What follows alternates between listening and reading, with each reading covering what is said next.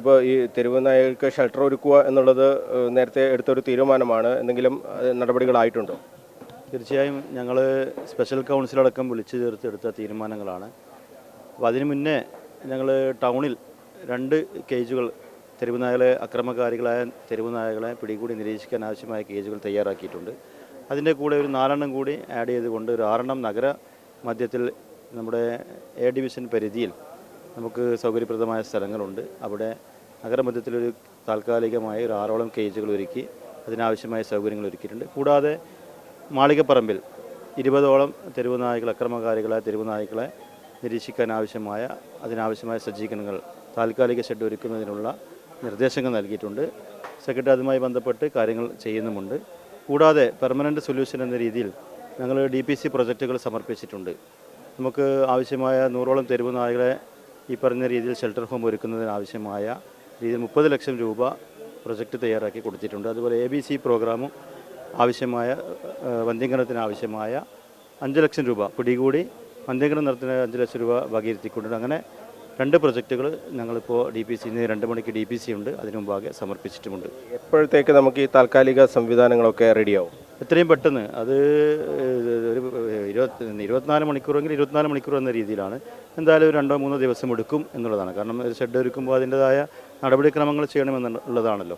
അപ്പോൾ അതുമായി ബന്ധപ്പെട്ട് ഒരു 3-4 ദിവസത്തിനകം ഈ താൽക്കാലിക ഷെഡ് അവിടെ ഒരുങ്ങിയിട്ടുണ്ട്. കേജും അതുപോലെ 3-4 ദിവസത്തിനകം റെഡി ആയിട്ടുണ്ട് എന്നുള്ളതാണ്. ഈ ഷെഡ് തയ്യാറായ ഉടൻ തന്നെ ഈ തെരുവ് നായകളെ പിടികൂടുന്നതിനുള്ള നടപടികൾ ആരംഭിക്കും. തെരുവ് നായകൾ ഇപ്പോഴും പിടിക്കുന്നുണ്ട്. ഇപ്പോൾ ഞങ്ങൾ വെറ്റിനറിയുമായി സഹകരിച്ച് ഇന്ന് 50-ാം ഡിവിഷനിലുണ്ട്, 42-ാം ഡിവിഷനിലുണ്ട്, 34-ാം ഡിവിഷനിലുണ്ട്.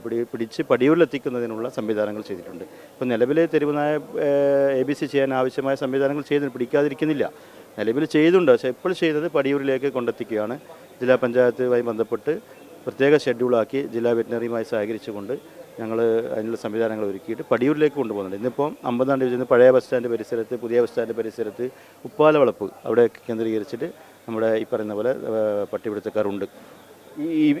ഇതിനെതിരെ, അതായത് പട്ടിപിടുത്തം, അതോടൊപ്പം നിങ്ങൾ അടിച്ചു കൊന്നു എന്നൊക്കെ പറഞ്ഞുള്ള പരാതികൾ നൽകിയിരിക്കുകയാണ് മൃഗസ്നേഹികളുടെ സംഘടനയായ വെഫ എന്ന സംഘടന. കോർപ്പറേഷനിലും പരാതി നൽകിയിട്ടുണ്ട്, പോലീസിലും പരാതി നൽകിയിട്ടുണ്ട്, കളക്ടർക്കും പരാതി നൽകിയിട്ടുണ്ട്.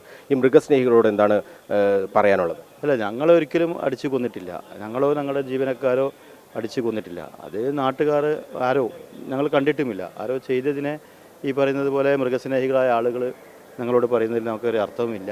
കാരണം ഇവിടെ മനുഷ്യജീവന് വിലയില്ല എന്നുള്ളതാണ്. മനുഷ്യജീവനും ആണല്ലോ ഏറ്റവും കൂടുതൽ വില കൽപ്പിക്കേണ്ടത്.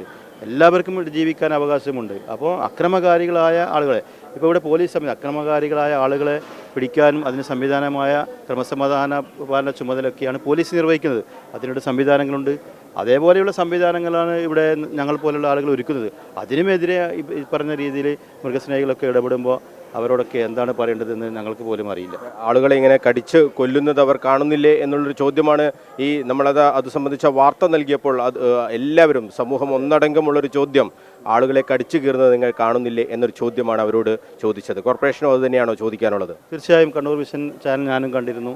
നല്ല ഇടപെടലാണ്. ഇത്തരം വിഷയങ്ങളിൽ ചാനലുകൾ ഇടപെട്ടത്, കണ്ണൂർ വിഷൻ ഇടപെട്ടത് നന്നായിട്ട് തന്നെ. അങ്ങനെ എല്ലാ മാധ്യമങ്ങളും ആ രീതിയിൽ കാര്യങ്ങൾ ഏറ്റെടുക്കണമെന്നുള്ളതാണ്. അല്ലാതെ ഒരു തെരുവ് നായ ചത്ത് കിടക്കുമ്പോൾ അത് കൊന്നത് ഞങ്ങൾക്ക് യാതൊരു ഉത്തരവാദിത്തമില്ല, അങ്ങനെ കൊല്ലാൻ പാടില്ല എന്ന് തന്നെയാണ് ഞങ്ങളുടെ തീരുമാനവും.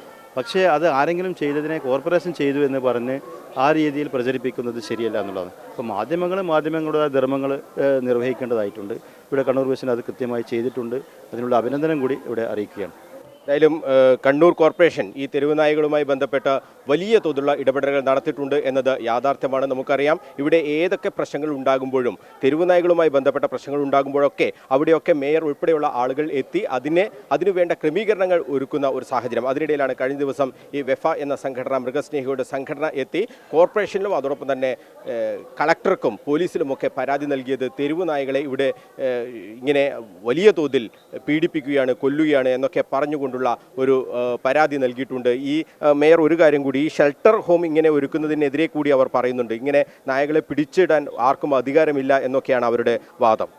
അതെ, ഈ അക്രമകാരികളായ തെരുവ് നായ്ക്കളെയാണ്, അല്ലാതെ കാണുന്ന തെരുവ് നായ്ക്കളെ മുഴുവനും പിടിച്ചു കൊണ്ടുപോയി സംവിധാനം വെക്കുക, അങ്ങനെ നമുക്ക് ഒരുക്കാൻ കഴിയില്ല എന്നുള്ളതാണ്. ഇവിടെ കണ്ണൂർ നഗരത്തിൽ അതുപോലെ കോർപ്പറേഷൻ പരിധിയിലൊക്കെയായി ഒരുപാട് തെരുവ് നായ്ക്കളുണ്ട്. ഏകദേശം 500-ലധികം തെരുവ് നായകൾ. അതിനെ മുഴുവനും അവിടെ പിടിച്ചുകൊണ്ടുപോയി നിരീക്ഷിക്കാൻ ഞങ്ങൾക്ക് കഴിയില്ല. അക്രമ സ്വഭാവമുള്ള നായകളെ നിരീക്ഷിക്കാൻ ആവശ്യമായ സംവിധാനങ്ങളാണ് ചെയ്തിട്ടുള്ളത്.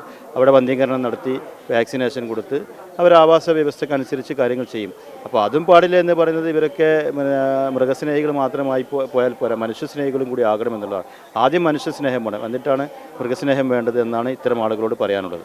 അതുതന്നെയാണ്, ആദ്യം നിങ്ങൾ മനുഷ്യരോട് സ്നേഹം പ്രകടിപ്പിക്കൂ, അതിനുശേഷം മൃഗങ്ങളോട് സ്നേഹം പ്രകടിപ്പിക്കൂ എന്ന ഒരു എളിയ അഭ്യർത്ഥനയാണ് കണ്ണൂർ കോർപ്പറേഷന് വേണ്ടി, കണ്ണൂരിലെ ജനങ്ങൾക്ക് വേണ്ടി മേയർ മുസ്ലിം മഠത്തിൽ നടത്തുന്നത്. അതുതന്നെയാണ് ഞങ്ങൾ ഈ വെഫ എന്ന സംഘടനയോടും പറഞ്ഞിരുന്നത്. നിങ്ങൾ ഇത്തവണ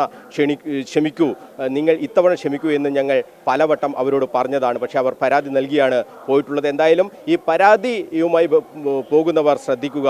ഈ കണ്ണൂരിൽ ഈ കഴിഞ്ഞ ദിവസങ്ങളിൽ 85-ലധികം ആളുകളെയാണ് തെരുവുനായ കടിച്ച് കീറിയത്. ആ കാര്യം മറന്നുകൊണ്ട് നിങ്ങൾ നിയമ നടപടികളിലേക്ക് പോകരുത് എന്ന ഒരു അഭ്യർത്ഥന കോർപ്പറേഷൻ നടത്തുന്നുണ്ട്. ആ അഭ്യർത്ഥന ഒരിക്കൽ കൂടി ഞങ്ങൾ നടത്തുകയാണ്. കണ്ണൂരിൽ നിന്നും ക്യാമറമാൻ ബിജു അഴീക്കോടിനൊപ്പം മനോജ് മയ്യിൽ, കണ്ണൂർ വിഷൻ.